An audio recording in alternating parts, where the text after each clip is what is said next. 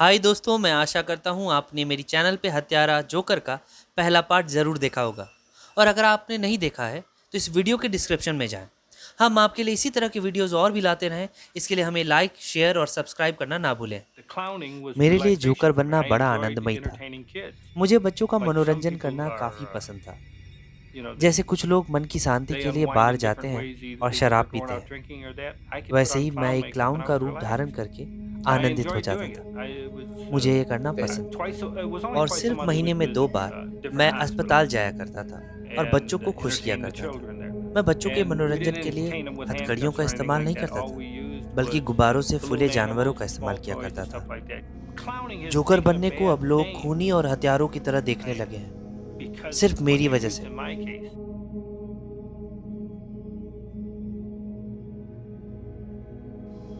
Investigations के शुरुआती दौर में गेसी काफ़ी आत्मविश्वास से भरा हुआ नजर आ रहा था।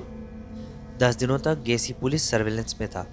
एक बार की बात है, गेसी अपने ऊपर लगाए हुए सर्विलेंस टीम के साथ एक रेस्टोरेंट में था। तभी उसने डेविड हाइक मास्टर से बोला, डेव, अगर तुम एक परेड में हो और तुमने क्लाउन की तरह ड्रेस पहन रखा है, तो अगर तुम किसी सुंदर लड़की को देखते हो तो तुम उसे गले लगा सकते हो, तुम उन्हें महसूस कर सकते हो।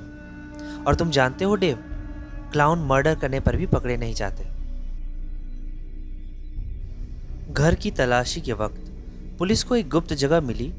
वो जगह अंदर से काफी बड़ी थी और वहां से बहुत ही गंदी बदबू आ रही थी। उसको देखने पर किसी भी अवशेष का मिलना मुश्किल ही नजर आ रहा था। तो अब पुलिस ने उस गुप्त जगह की खुदाई शुरू की। मैं उस गुप्त जगह में फ्लैशलाइट लेकर खड़ा था ताकि एविडेंस टेक्नीशियन की मदद कर सकूं।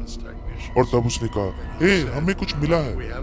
तो हमने और खोदना शुरू किया और तब हमें एक जांग की हड्डी बिना मांस की दिखाई दी। इसके बाद हमने और खुदाई शुरू की और हमें एक बाएं जांग की हड्डी और मिली। किसी के भी बाएं जांग की 2 हड्डियां नहीं हो सकती। अब हमें समझ आ गया था, यहाँ कुछ बड़ा हुआ था। आज डेस प्लेन्स इलिनॉय शिकागो में एक आदमी जिसने सेक्स क्राइम्स के लिए जेल की सजा काट चुका है, उसके घर से 3 युवा लड़कों की लाश मिली। ये तीनों युवा लड़कों की लाश उसके घर के अंदर गड़े मिले। तुम पर आयोवा में सोडोमी का चार्ज किस साल में लगा था? 1968 में।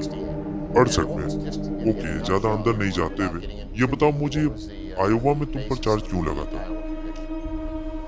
The basis of this, मुझ पर सोडोमी का एक केस the था। only thing I ever was sentenced to was a sodomy वो लोग ऐसा conviction. दावा They कर told me रहे that the थे state कि स्टेट representative's son, रिप्रेजेंटेटिव जो opposite who's on the party का other था, party, उसके बेटे को मैंने सेक्सुअली अब्यूज claimed किया that है he was sexually abused by me. And in essence, he was और इसके blackmailing me. प्रतिपक्ष में वो मुझे ब्लैकमेल कर रहा था। रॉसी कौन Michael था? Rossi Michael was Rossi employee of PDM का एक PDF. एम्प्लॉय था। और उस समय उसकी उम्र क्या रही होगी? He वो was उस 20 समय years 20 old. साल का था। माइकल रॉसी और डेविड क्रैम दोनों गेसी की कंपनी में एम्प्लॉय थे और उनका रिश्ता गेसी के साथ सेक्सुअल भी था। डेविड क्रैम ने पुलिस को गवाही दी कि गेसी ने 33 लड़कों को मारा है। मैंने और रॉसी ने उसके लिए गड्ढे लाशों को दफनाने के लिए खोदे थे।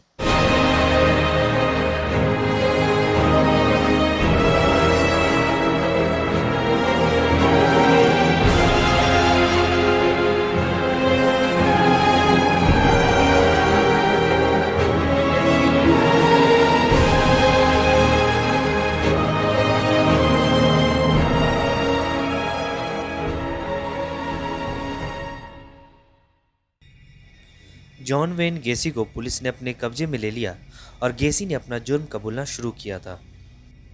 रॉबर्ट पीस्ट, जिसकी वजह से पुलिस गेसी के बारे में जान पाई थी, उसकी खोज अभी भी जारी थी।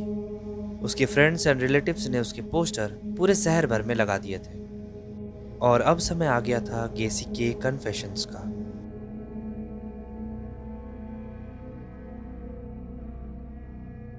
मैं बस अभी फार्मेसी से निकलने वाला था, तभी रॉब पिस्ट मेरे कार के पास पहुंचा। रॉब ने मुझसे पूछा, क्या मुझे कोई मदद चाहिए? तो मैंने उससे कहा हाँ, और हाँ, तुम्हें अगर कोई जॉब चाहिए तो तुम ये एप्लीकेशन भर दो, मैं तुम्हें कॉल कर लूँगा। तब मैंने रॉब को कार में बैठने के लिए बोला। ओह सॉरी, मैं शायद सारे एप्लीकेशंस अपने घर पर भूल गया। कुछ ही दूर में मेरा घर है, क्या तुम मेरे घर चलोगे? तो फिर उसने मुझसे कहा, कोई बात नहीं, चलो। तो यहाँ से गेसी रॉब पिस्ट को अपने घर तक ले जाता है। घर ले जाकर मैं रॉब से बात करने लगा कि कैसे मैं बच्चों को क्लाउन बनकर एंटरटेन किया करता हूँ। मुझे बहुत तरह के क्लाउन के ट्रिक्स आते हैं रॉब, क्या तुम देखना चाहोगे? मैंने रॉब से पूछा। फिर मैंने एक हथकड़ी अपने हाथ में पहन लिया। फिर थोड़ी देर उस हथकड़ी के साथ संघर्ष करके मैंने उसे खोल लिया। हथकड़ी को एक हाथ में झूलता हुआ देखकर रॉब काफ़ी प्रभावित हुआ। रॉब ने बोला, सो कूल, वाह, तुमने ऐसा कैसे किया? मैं तुम्हें दिखाता हूँ ये मैंने कैसे किया, मैंने उससे बोला। फिर मैंने वो हथकड़ी पीस्ट के हाथ में बांध दिया। अब रॉब हथकड़ी के साथ संघर्ष करने लगा था। वो उसे खोलने की जद्दोजहद में लग पड़ा था। तभी मैंने अपने पॉकेट में हाथ डालकर चाबी को निकाला और मैंने कहा, जानते हो, इस हथकड़ी की चाबी यानी इसका ट्रिक सिर्फ ये चाबी ही है। अब वो पूर्णतः मेरा था। गेसी ने रॉब की मौत के जो राज बताए वो शायद हम नहीं जान पाते, पर गेसी के कन्फेशंस की बातें काफी डरावनी थी।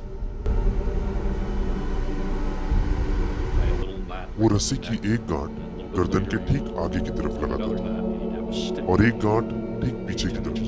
वो एक बड़ी सी लाठी रखता था जिसको पीछे वाली गांठ की तरफ वो घुसाता था। उसका एक सिरा नीचे की तरफ और दूसरा पीछे की तरफ रखता था। फिर उसे वो ट्विस्ट करना शुरू करता था, घुमाता था, एक बार, दो बार, 3 बार, 3 से 4 बार वो ट्विस्ट करता। तभी गेसी को एक फोन कॉल आ जाता है और उसे वो रिसीव करने चला जाता है। जब वो फोन रिसीव करके आया तो उसने पीस्ट को वहां मरा हुआ पाया। गेसी के घर के आगे लोगों का जमावड़ा सा लगा हुआ है। लोग दूर दूर से यहाँ गेसी के घर को देखने आ रहे हैं। एक के बाद एक दूसरा शव उसके घर से निकल रहा है। इससे लोगों में काफी अफरा तफरी और डर का माहौल है।